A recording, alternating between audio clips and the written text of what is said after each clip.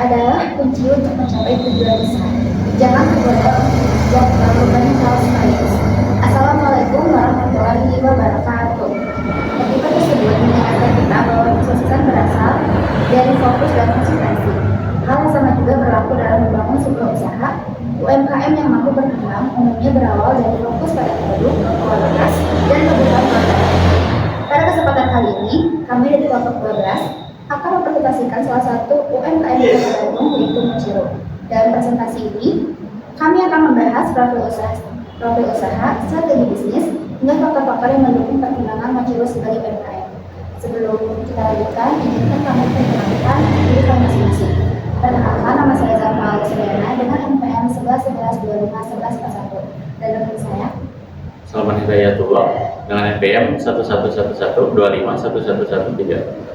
Kenalkan, nama saya Diana Puji Lestari dengan NPM 1112511103. Perkenalkan, nama saya Sofia Dilan Rapipa dengan NPM 1111251111. Selanjutnya, saya akan membahas tentang sejarah lainnya produk Mochiro.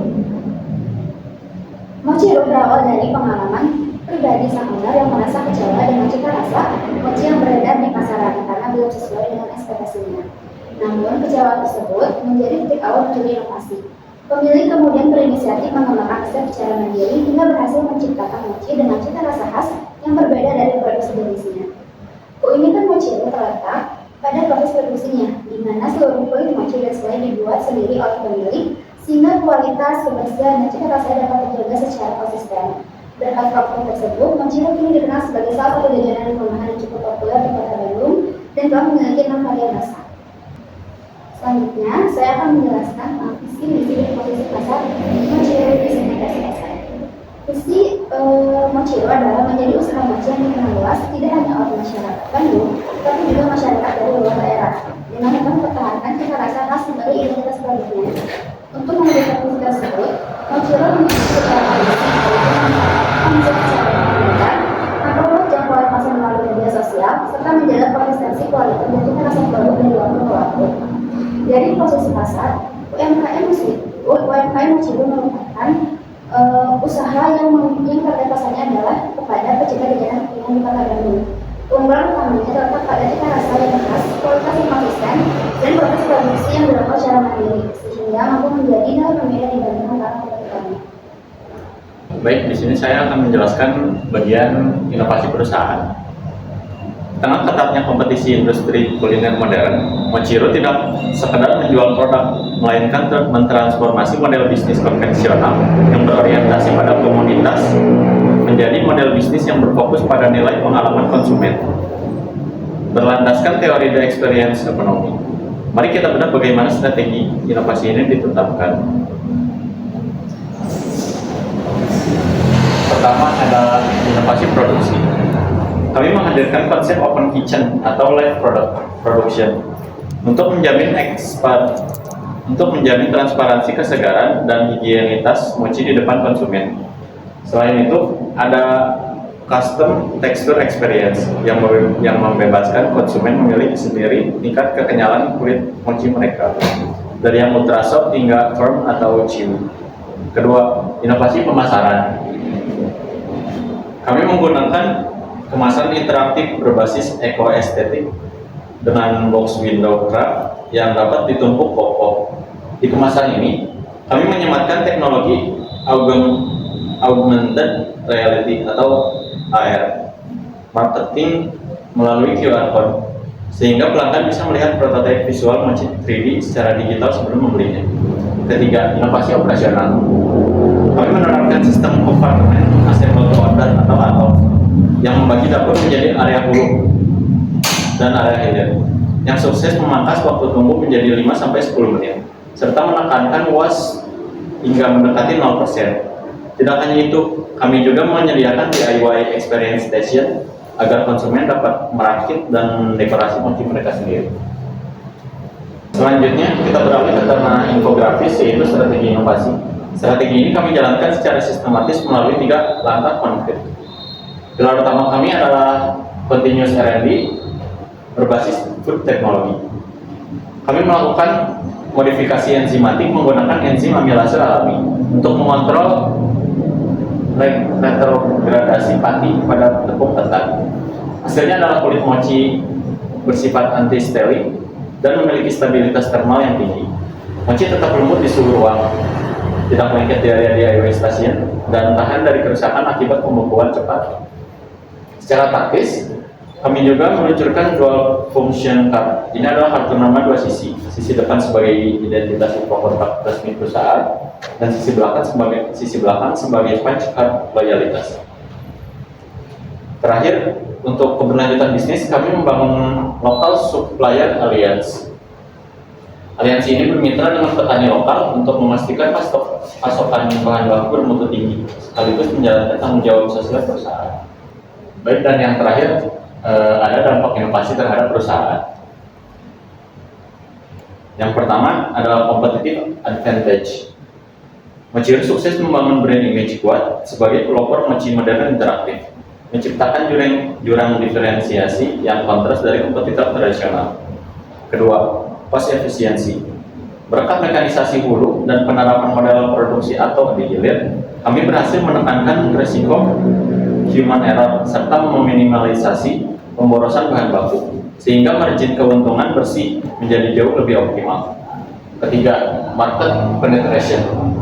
Kombinasi inovasi visual, konsep live station, dan strategi pemasaran digital terbukti mampu memperluas segmentasi pasar kita secara agresif ke kalangan generasi muda, pecinta kuliner interaktif, serta kelompok profesional berdaya beli tinggi.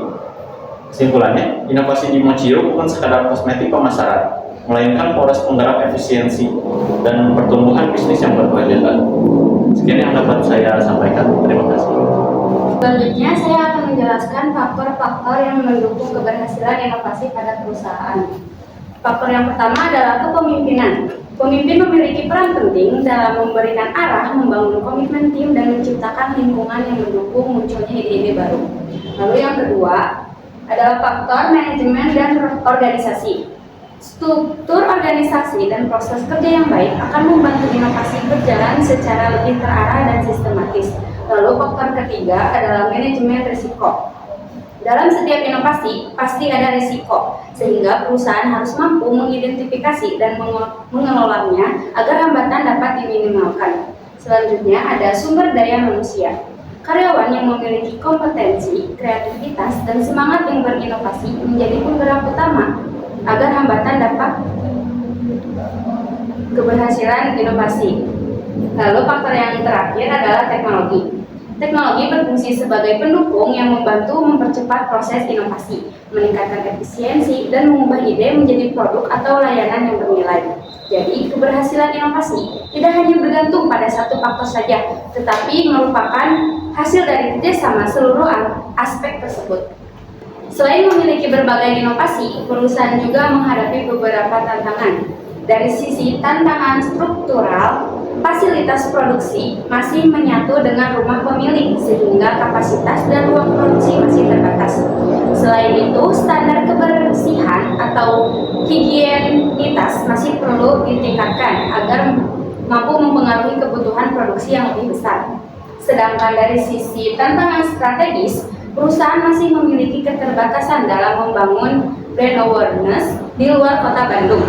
Persaingan di industri kuliner juga semakin ketat, ditambah dengan fluktuasi harga bahan baku dan keterbatasan tenaga kerja yang terampil. Oleh karena itu, perusahaan perlu memaksimalkan pemasaran organik melalui media sosial dan promosi digital tanpa harus mengeluarkan biaya yang besar. Meskipun menghadapi berbagai tantangan tersebut, perusahaan tetap memiliki peluang untuk berkembang dengan terus meningkatkan kualitas produk, memperluas pemasaran, dan memanfaatkan teknologi. Baik, di sini saya akan menjelaskan tentang solusi perusahaan.